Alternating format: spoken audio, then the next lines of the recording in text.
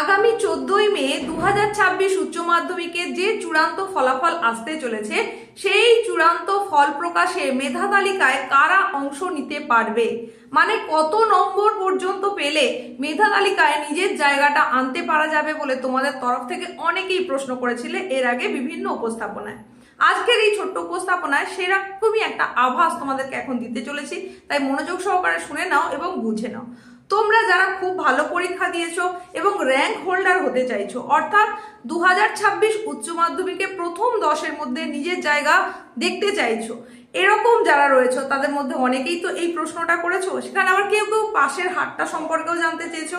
তুই পাশের হার কিরকম হতে চলেছে সেই সম্পর্কে একটা ধারণা দেওয়ার জন্য তোমাদেরকে এর আগে অন্য একটা উপস্থাপনায় জানিয়েছিলাম যে তোমরা এইবারে টোটাল পরীক্ষার্থী ছিলে কত না 7,10,811 জন। এই যে তোমাদের পরীক্ষার্থীর সংখ্যাটা দেখালাম, এর মধ্যে পাশের হার কিন্তু যথেষ্ট ভালো হচ্ছে, সার্বিকভাবে রেজাল্ট খুব ভালো হচ্ছে এরকম যদি নাও হয়, কিন্তু পাশের হার বাড়ছে। সেই হারটা আমি অ্যাপ্রক্স তোমাদের আনুমানিক একটা জানিয়েছিলাম যে 92 থেকে 95% কিন্তু পাশের হার হতে চলেছে। সুতরাং পাস যে হচ্ছে বেশি সেটা তো বুঝতেই পারছো। কিছু কিছু ক্ষেত্রে ফেল যে একেবারে হচ্ছে না এরকম নয়, কোন কোন ক্ষেত্রে ফেল হচ্ছে সেটাও তোমাদেরকে জানিয়েছি, কোন কোন বিষয়গুলোতে নাম্বার কম আসছে বিভিন্ন স্ট্রিমের জন্য সে সম্পর্কেও কিন্তু তোমাদেরকে ইতিপূর্বেই জানিয়েছি। এইবার আসি যে মেধা তালিকায় আসতে গেলে ঠিক কত টোটাল মার্কস হতে হবে। দেখো, তোমাদের কারোর কারোর বিষয় রয়েছে 5টা, কারোর বিষয় রয়েছে 6টা। যাদের 6টা বিষয় রয়েছে তাহলে সেক্ষেত্রে তো 600 নম্বরের ওপরে হবে না রেজাল্ট হবে 5টার ওপরে, মানে 500 নম্বরের ওপরে, টোটাল 500 নম্বরের ওপরে রেজাল্ট হবে। তাহলে সেটার ক্যালকুলেশনটাকে কি পদ্ধতি বলে সেটাও তোমরা ইতিমধ্যে নিশ্চয়ই জেনে গেছো। সেটাকে বলা হয়ে থাকে বেস্ট অফ 5 ফ্যাক্টর। তার মানে সব থেকে বেশি যে 5টা বিষয় তোমার নম্বর এসেছে সেই নম্বরগুলো যোগফল করেই কিন্তু তোমার সার্বিক রেজাল্ট নিরূপণ হবে। এইবার এই যে বেস্ট অফ 5 বলছি, সেক্ষেত্রেও তোমাদের তরফে অনেকে প্রশ্ন করেছো যে 4th সাবজেক্ট সেটা কি মেন হয়ে যেতে পারে। এ সম্পর্কে যদিও একাধিকবার আমি উত্তর দিয়েছি, তারপরেও আরো প্রশ্ন পাচ্ছি, তাই এটা একটু ছোট করে বলে দিই যে 4th সাবজেক্ট তখনই মেন হয়ে যায় যখন মেন সাবজেক্টের মধ্যে কোনো একটা যে নাম্বার, টোটাল নাম্বার, সেটা হয়তো 4th সাবজেক্ট থেকে কম হলো, তখন কিন্তু সেটা তোমার হয়ে যাবে 4th সাবজেক্ট, আর 4th সাবজেক্টটা তোমাদের তখন এসে যাবে মেন সাবজেক্টে।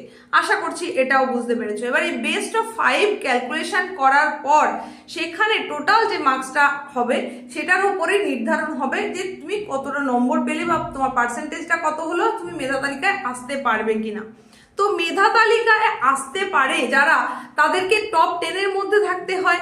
তো এই টপ 10-এর মধ্যে দেখা গেছে বিগত বৎসরগুলোতে প্রায় 70 জনের মতন কিন্তু জায়গা দখল করে নেয়। হ্যাঁ, 65 থেকে 80-র মধ্যে এটা ভ্যারি করে থাকে, কোনো বারে তার একটু কম, কোনো বারে তার একটু বেশি, এরকম হয়ে থাকে। গতবারেও আমরা দেখেছি প্রায় 72 জনের মতো যারা কিন্তু এই র্যাঙ্ক হোল্ডার হয়েছিল, প্রথম 10-এর মধ্যে নিজের নাম দখল করাতে পেরেছিল। তো সেখানে সর্বোচ্চ প্রাপ্ত নম্বর আমরা যদি গত বছরের নিরিখে দেখি, অর্থাৎ 2025-এর রেজাল্ট অনুযায়ী যদি দেখি, তাহলে সেখানে সর্বোচ্চ নম্বর হয়েছিল 497। 500-র মধ্যে 497 নম্বর পেয়ে প্রথম স্থান অধিকার করে নিয়েছিল একজনই।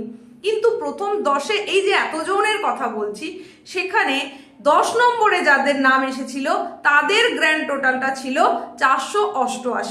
500-র মধ্যে 488। তাহলে বুঝতেই পারছো মেধা তালিকায় আসতে গেলে তোমার যদি টোটাল মার্কসটা এইরকম হয় তাহলে তুমি আশা করতে পারো, মানে তুমি যেরকম পরীক্ষা দিয়েছো সেই অনুযায়ী তুমি যদি দেখো যে তোমার প্রাপ্ত নম্বরটা মোটামুটি 490 অ্যান্ড অ্যাভাব হচ্ছে, তাহলে তুমি ধরে নিতে পারো যে মেধা তালিকায় তুমি তোমার জায়গা দখল করতে পারবে। আগের বার অর্থাৎ 2025-এ 488 নম্বরে 10ম স্থান অধিকার করেছিল, এইবারে সেটা আরো বেড়ে যেতে পারে বা আর একটু কমতেও পারে। মোটামুটি তুমি ধরে রাখতে পারো 490 অন্তত যদি হয় বা তার বেশি হয়, তাহলে তুমি এই প্রথম 10-এর মধ্যে অবশ্যই জায়গা নিতে পারবে। আশা করছি এই প্রশ্নের উত্তরটা তোমরা পেয়েছো। আবার কেউ কেউ প্রশ্ন করেছো সব থেকে বেশি নম্বর বা হাইয়েস্ট নম্বর কত আসতে চলেছে। দেখো, এটা তো সবসময় একই রকম থাকে এরকম নয়, গত বছরের কথা বললাম যে 500-র মধ্যে 497 হাইয়েস্ট হয়েছিল, এইবারে তার থেকে হয়তো দেখা যাবে যে বেশি হলো, 498 হলো, আবার হয়তো দেখা যাবে 1 বা 2 কমও হলো, এরকম হতে পারে, কিন্তু কখনোই সেটা 495 এর নিচে নামবে বলে আমার মনে হয় না। 495 অ্যান্ড অ্যাভাব তো অতি অবশ্যই হবে। তো মেধা তালিকায় কারা জায়গা নিতে পারবে সে সম্পর্কেও জানিয়ে দিলাম। এই ধরনের আরো কোনো গুরুত্বপূর্ণ প্রশ্ন যদি তোমার মনে এই মুহূর্তে এসে থাকে তাহলে কমেন্ট সেকশনে এসে অবশ্যই জানাতে পারো। তোমাদের সেই প্রশ্নের উত্তর নিয়ে চলে আসবো পরবর্তী উপস্থাপনায়।